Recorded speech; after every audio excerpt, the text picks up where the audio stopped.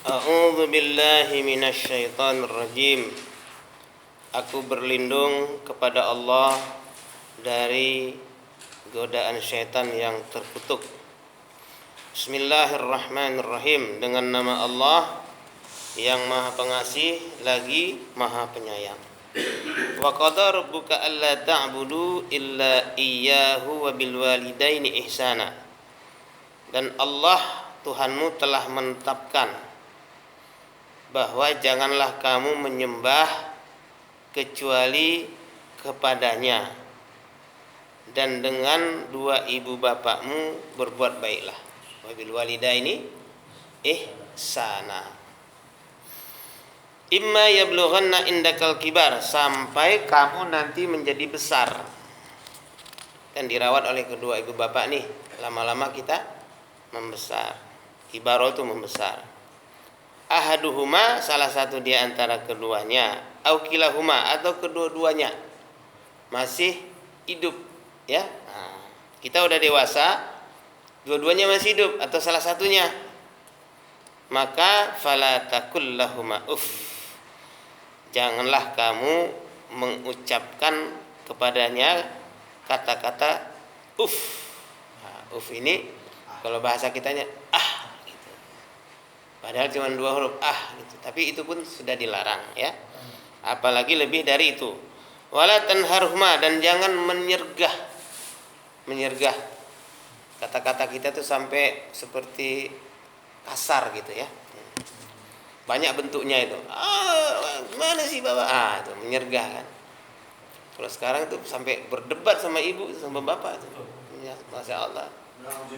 Nauzubillah min dzalik. Ya. Wa kullahuma qaulan karima, dan katakanlah kepada keduanya qaulan karima, perkataan yang mulia. Jadi kata-katanya bagus, suaranya lemah lembut, dengan sikap yang sopan santun. Subhanallah, ya. Jauh, ya. Waqfid lahuma janahat dhulli.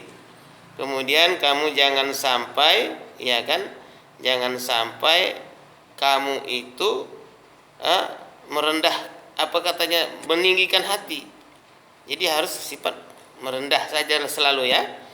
Nah, tapi dengan penuh kasih sayang, ya, dengan penuh kasih sayang. Wa qur rabbi irhamhuma, dan doalah Rabbi, ya Allah, ya Tuhan, irhamhuma, kasihilah keduanya, sayangilah keduanya, kama rabbayani shaghira, seperti dahulu mereka itu menyayangi aku sejak kecil.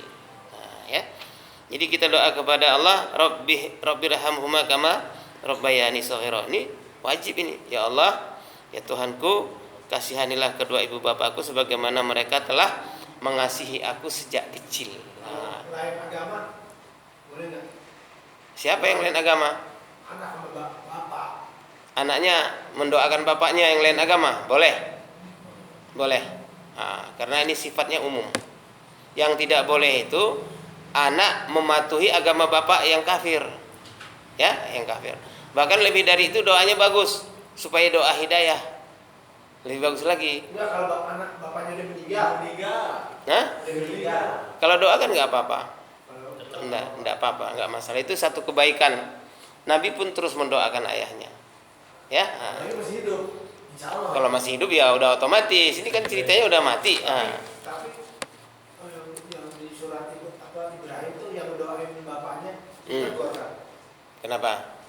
Nabi Ibrahim kan. Oh, itu lain lagi. Itu bapaknya memusuhi Islam, memerangi Islam. Itu ayat lain berlaku. Contohnya di surat At-Taubah ayat 23. Ya ayyuhalladzina amanu la tattakhizu aba'akum wa ikhwanakum awliya'a in istahabbul kufra 'alal iman. Wahai orang beriman, jangan kamu jadikan ayah kamu dan saudara kamu menjadi pemimpin jika mereka lebih menyintai kekufuran daripada keimanan. Beda kan? Nah, tapi kalau nggak ada apa-apa doakan aja. Tapi kalau dia ngajak kita kafir, jangan doain. Doa hidayah aja. Kalau doa hidayah kan nggak apa-apa, ya Allah bukakan pintu hatinya supaya masuk Islam, kan bagus. Nah, tapi ada di dalam lain lagi, la yastaghfiru sab'ina marratan la yaghfirullah. Jika kamu minta ampun kepada mereka sampai 70 kali pun enggak dikasih sama Allah.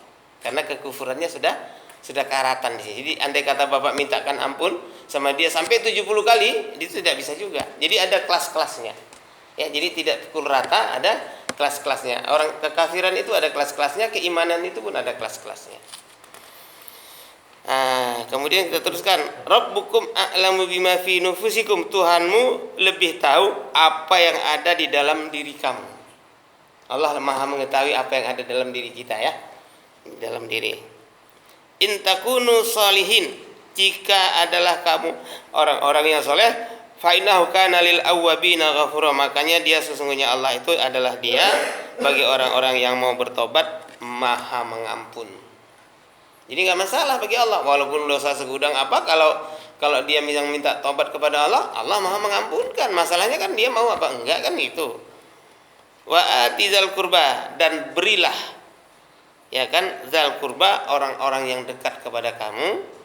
Maksudnya minal akrobin ini jiran, tetangga, ya kan.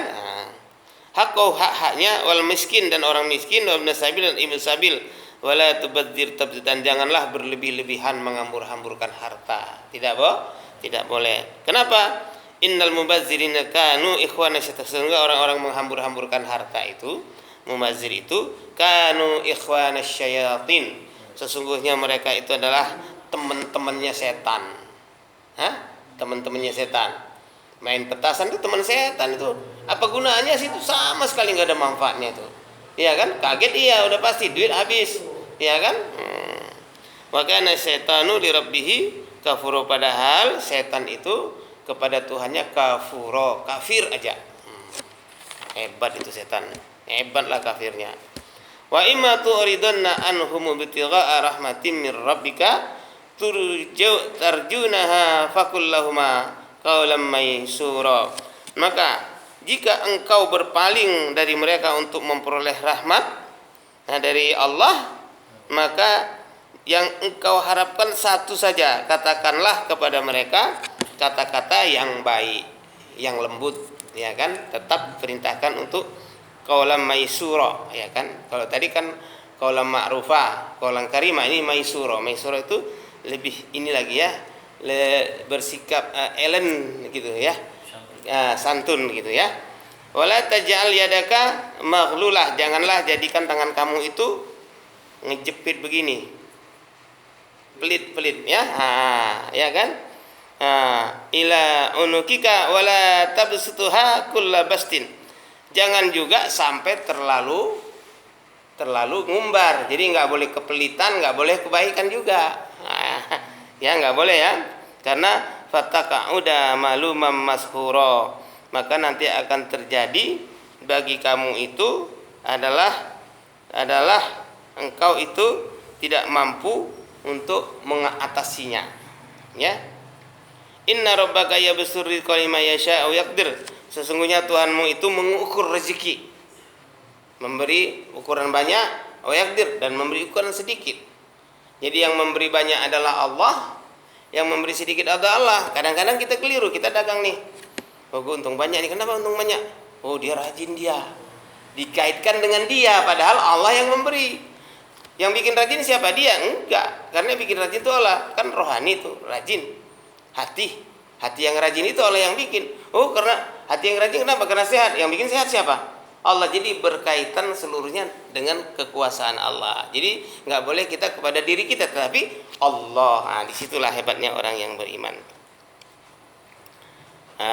Sampai di mana tadi? Ayat? Innal?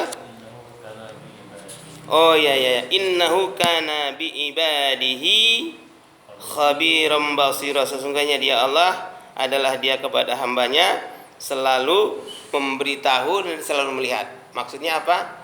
Kabar beritanya selalu Allah tahu dan nampak oleh Allah Subhanahu wa taala. Jadi tidak ada yang bisa dirahasiakan kepada Allah. Semua Allah pantau tahu. Wala taqtulu auladakum khasyata imlaq. Nah, ini lebih lagi.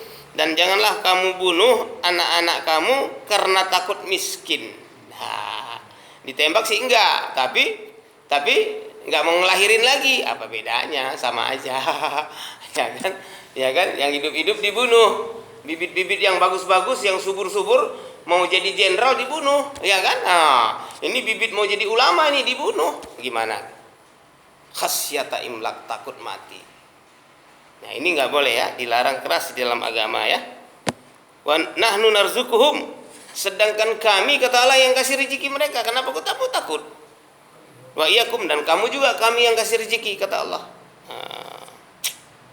Inna qatlahum kana khit'an kabira, sesungguhnya orang yang membunuh anak-anaknya sendiri itu adalah dosanya sangat besar. Gimana besarnya? Wallahu a'lam, lihat aja nanti di akhirat. Nah, ini bahaya ini ya. Kita kadang-kadang manut aja ikut program orang kafir, suka-suka hati orang kafir. Padahal politik dia supaya kita minus, supaya mereka banyak, mereka jadi penguasa. Kita anak cukup 2, dia anak 20 sekali lahir. Ya banyakkan dia, nanti kalau pemilu dia menang, dia jadi berkuasa. Ah, itu maksud dia, kita ikut. Takut nanti kalau punya anak 3 susah, rezekinya susah, makannya pemerintah nggak mau nanggung. Nggak ada. Bukan pemerintah yang nanggung makan kita, siapa? Allah. Itu. Ini penting ya, supaya bukan sikap kita melawan sama pemerintah, bukan. Jangan diartikan oh ini ngelawan, bukan. Sikap kita yakin kepada keputusan Allah. Yakin kepada keputusan Allah ini, dia akan memberantas seluruh keputusan makhluk. Walaupun dia jenderal di atas jenderal membuat keputusan, kalah keputusan Allah. Iya kan? Nah, kalau jenderalnya sakit, ya nggak bisa ngapa-ngapain, sama aja. Iya kan? Nah, Allahu Akbar ya. Nah, kemudian disebutkan di situ, wala taqrabuz zina, jangan kamu dekati zina. Innahu kana fahisyatan, sesungguhnya dia itu perbuatan keji, wasa'a sabila, dan seburuk-buruk jalan. Nah, ini baru mendekati, apalagi melakukan. Makanya ini nama preventif, tindakan preventif. Seperti seorang dokter itu ada 2 cara pengobatan. Satu cara preventif, satu lagi cara kuratif. Preventif mencegah sebelum terjadi penyakit, kuratif mengobati setelah ada penyakit. Beda. Dua-duanya sah, tapi lebih bagus tindakan preventif sebelum terjadi. Nah, ini wala taqrabuz zina, jangan kamu dekati, preventif. Makanya ada ghadul basar, makanya ada hijab. Ghadul basar kita lihat ada di surah An-Nur, hijab ada di surah Al-Ahzab. Apa bunyinya? Ghadul basar, kamu tahan pandangan mata kamu, tundukkan pandangan mata supaya jangan ngelihat, sebab kalau lihat kepingin. Nah, ada hijab ini ditutup supaya jangan terlihat. Kalau ghadul basar supaya jangan melihat bagi subjek, kalau hijab supaya jangan terlihat bagi objek. Ini subjek kita, ini objek yang dilihat. Dua-duanya dapat perintah. Perintah kepada subjek, pelaku nggak boleh ngelihat. Perintah kepada objek, jangan diperlihatkan. Pakai hijab supaya jangan diperlihatkan, selamat dua-duanya. Itulah pencegahan di dalam ajaran Islam. Sebab kalau ini udah mata diumbar, aurat diumbar, jadi perzinahan. Nah, itu maksudnya. Jadi hijab dengan ghadul basar itu perintah yang wajib supaya jangan terjadi kecelakaan yang lebih besar. Sebab hawa nafsu ini, masya Allah, jangan diikutin nih hawa nafsu. Kecil dia tapi mengembatnya banyak, kepinginnya tinggi, iya kan? Mudah-mudahan saja Allah pelihara kita dari perkara ini. Amin. Kemudian disebutkan di situ, wala taqtulun nafsa allati haramallahu illa bil haq, dan jangan kamu bunuh seseorang yang diharamkan Allah dirinya kecuali dengan hak. Contohnya kalau dengan hak gimana? Memang dia udah bersalah, ngapain dia bunuh orang? Kisos, boleh dibunuh. Atau gimana? Atau dia setelah membuat satu perkara yang misalnya melanggar hukum yang berat, diapakan di satu hakim memutuskan hukum mati. Nah, itu sudah boleh dihukum. Tapi nggak boleh kita dengan sendirinya kita bikin keputusan sendiri, itu tidak boleh. Ya, karena darah seorang muslim itu tidak halal bagi seorang muslim yang lain. Barang siapa yang membunuh satu orang muslim, maka dia lebih berat hukumannya daripada menghancurkan Ka'bah. Ka'bah itu mulia, tapi seorang muslim lebih mulia daripada Ka'bah. Kenapa? Karena Ka'bah itu satu saat akan hancur, seorang muslim tidak akan hancur, dia akan sampai nanti kepada Allah Subhanahu wa taala. Itu bedanya ya. Maka kita sesama muslim enggak boleh saling hujat menghujat. Nauzubillah. Kemuliaan orang muslim dia punya kalimat asyhadu alla ilaha illallah. Jangan kita anggap lebih hebat orang kafir yang jujur daripada orang muslim tidak jujur, yang tidak. Orang kafir itu tidak ada yang jujur. Kalau orang kafir jujur, dia udah syahadat. Karena dia nggak jujur, nggak mau syahadat, nggak mau mengakui siapa Tuhannya, kan berarti kan tidak jujur. Siapa bilang orang kafir jujur? Kalau dia jujur tuh, entah siapa si fulan namanya, si fulan bin fulan, pasti dia asyhadu an la ilaha illallah wa asyhadu anna muhammadar, aku bersaksi bahwa tiada Tuhan menciptakan aku kecuali Allah, dan aku bersaksi Muhammad itu jalan hidup kami yang benar sebagai utusan Allah. Tapi karena dia nggak jujur bertuhan, nggak mau. Kok ada orang kafir jujur? Siapa yang ngomong itu? Orang kafir jujur? Buktikan kapan dia jujur. Oh, dia nggak mencuri, itu lain perkara. Mencuri itu urusan zahirnya aja, tapi dalamnya kan mencuri kalimat la ilaha illallah dia. Itu makanya. Udahlah, nggak usah diperdebatkan. Nah. Saya pernah dengar istilah apa namanya? Kalau kita membunuh satu orang sama membunuh seluruhnya. Ya, memang. Jadi seakan-akan kalau kita membunuh satu orang muslim, seakan-akan kita membunuh seluruh orang muslim. Kenapa? Al-Islamu kal jasadi wahid. Orang Islam itu seperti tubuh yang satu. Nah, Al-Islamu kal bunyan yashuddu ba'dahu ba'dan. Islam itu seperti satu bangunan yang saling menguatkan satu sama lain. Itu hadis apa? Ya, hadis itu. Nah, hadis itu yang menjelaskan. Nah, di dalam ayat Quran ada juga. Kana ummata wasatul la takun syahada 'alan nas, adalah kamu umat pertengahan supaya menjadi saksi atas manusia. Jadi kita ini sebagai saksi atas manusia, lisuhada bainakum, supaya menjadi saksi bahwa bapak ini orang muslim. Saksinya siapa? Bapak pernah sama-sama ngaji kan? Pernah dulu di At-Taqwa, saksi. Itu. Saksi dong. Iya, makanya penyaksian itu bukan hanya sekedar syahadat lisan, tapi secara fisik. Prakteknya apa dia? Udah syahadat, prakteknya dia sholat, prakteknya dia puasa, prakteknya dia haji, prakteknya dia baca Quran. Itu berarti ada yang saksi bahwa dia sudah syahadat. Kalau dia misalnya udah syahadat terus nggak ngaji, nggak sholat, berarti alladzi yanqudu 'ala Allah min ba'di mitsaqi, itu orang yang membelakangi syahadatnya setelah diberikan syahadat. Wa yaqtaduna ma amara Allah bi, dan dia memutuskan apa yang diperintahkan Allah. Apa? Ayyusolah, menyambungkan syahadatnya. Jadi syahadatnya diputus sama dia, nggak diamalin syahadat. Nah ini nanti dihisapnya di hari kiamat lebih parah. Tapi kalau dia sholat, puasa, zakat, haji, terbukti ada syahadatnya, perintah Allah ditunaikan, larangan Allah dijauhkan, sunnah-sunnah Nabi diikutkan, itu namanya dia sudah benar syahadatnya. Wala takr apa sampai mana tadi? Satu lagi Ustaz. Kan waktu orang meninggal tuh habis sholat atau dia mau kubur misalnya. Ya. Nanti yang sambutan itu kan dia bilang fire gitu kan. Ya. Nah, kadang-kadang orang itu kan kita nggak kenal orangnya. Bukan, itu sunnah. Jadi misalnya satu orang jenazah disolatkan oleh seorang imam. Setelah sholat kan salam, terus dia doa. Sebelum bubar dia mengatakan, ashadukum lihazal janazah lihazal rajul sahih. Apakah kalian menyaksikan bahwa orang ini selama hidupnya baik? Baik, khair. Nah, itu maksudnya saksi yang ada di situ. Jadi kalau orang ditanya secara spontan, baik nggak dia nih? Baik, berarti sudah baik. Jadi kita husnuzon, zahirnya dia baik gitu. Lah, sekarang kan nggak bisa kita pukul apa? Kita ini kan formalitas. Bukan kita mengusut salah seperti di pengadilan. Ini orang sudah meninggal. Baik menurut apa ya sudahlah, kita tunaikan fardu kifayahnya. Tetapi dia bukan berarti dengan kita bilang baik terus dia dikubur nggak dihisap lagi, nggak ditanya lagi. Oh, tetap malaikat tetap kerja. Ya kan, kalau dia dosa ya tetap dihitung dosa. Jadi misalnya saya takutnya nanti minta bertanggung jawab Allah. Kamu waktu itu kata baik. Itu lain hal. Itu beda lagi. Itu kalau misalnya jelas dia orang munafik. Kita dibaca di dalam surat Taubah, la takum ala inda qabri ahdan wala tusolli. Jangan kamu ada di tempat kuburnya dan jangan kamu sholatkan. Ada, itu bagi orang yang munafik. Munafiknya itu nggak mau jihad, disuruh jihad nggak mau. Datang Nabi bilang, jangan sholatkan dan jangan kamu ziarahi kuburnya. Berat itu. Kalau orang udah nggak mau jihad itu berarti di sininya udah berat kan ini. Tapi kalau yang perkara yang lain dia langgar, saya belum membaca.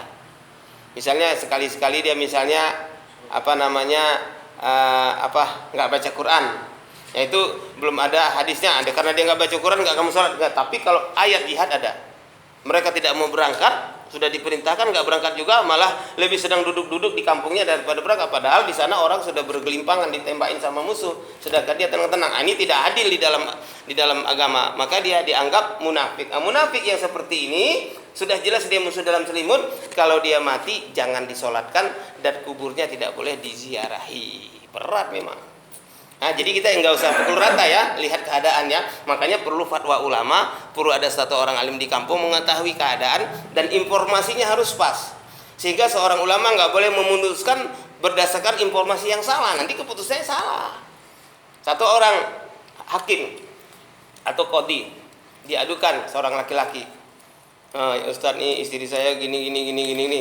Terus hakimnya bilang, nggak bener tuh, siapa tuh, hukum aja gini. Nggak boleh, harus dipanggil itu istrinya, dikonfrontir, betul kamu, suami kamu bilang gini, betul nggak kamu?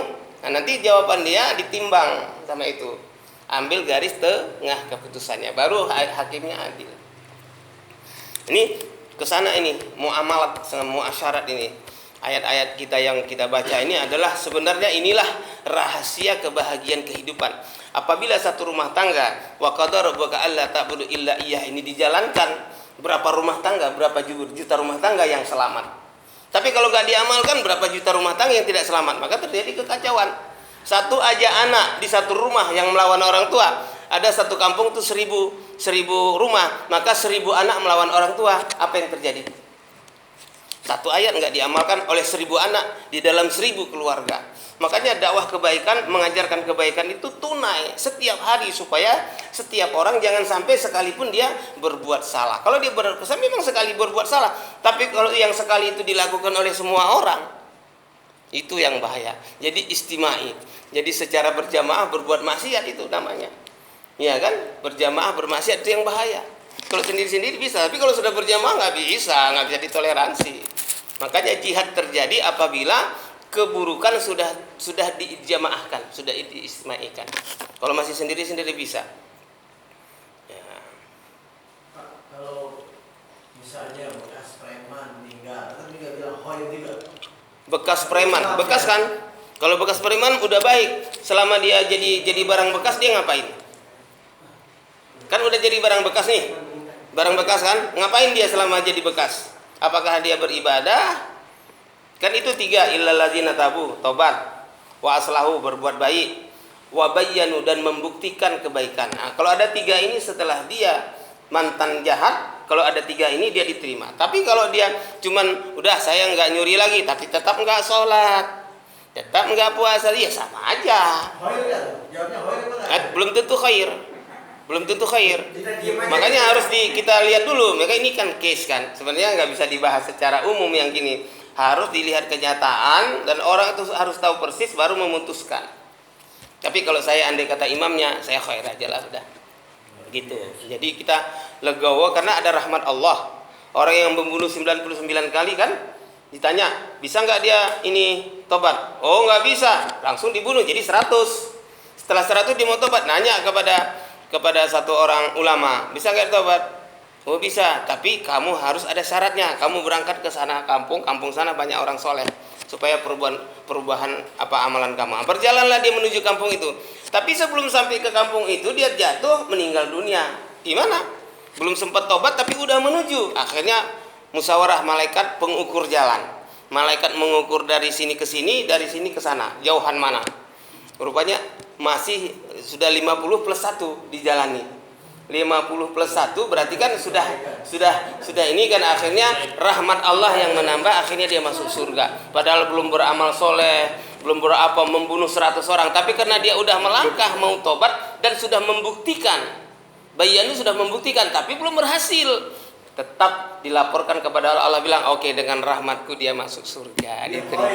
Ya khair dong. Makanya kita kalau dengan rahmat Allah ini kita kan udah ini ya khair lah udah gitu. Mudah-mudahan dengan doa khair kita itu Allah membuka pintu kebaikan juga sahabat dia, ya kan? Apa susahnya sih bilang khair? Ya kan, pelit amat. Kecuali memang dia itu penjahat, bandel, sudah apa udah nggak bisa diini lagi, ya kita bilang khair sambil enek di sini kan nggak ikhlas. Bilangnya gini, khair sambil enek, nggak ikhlas.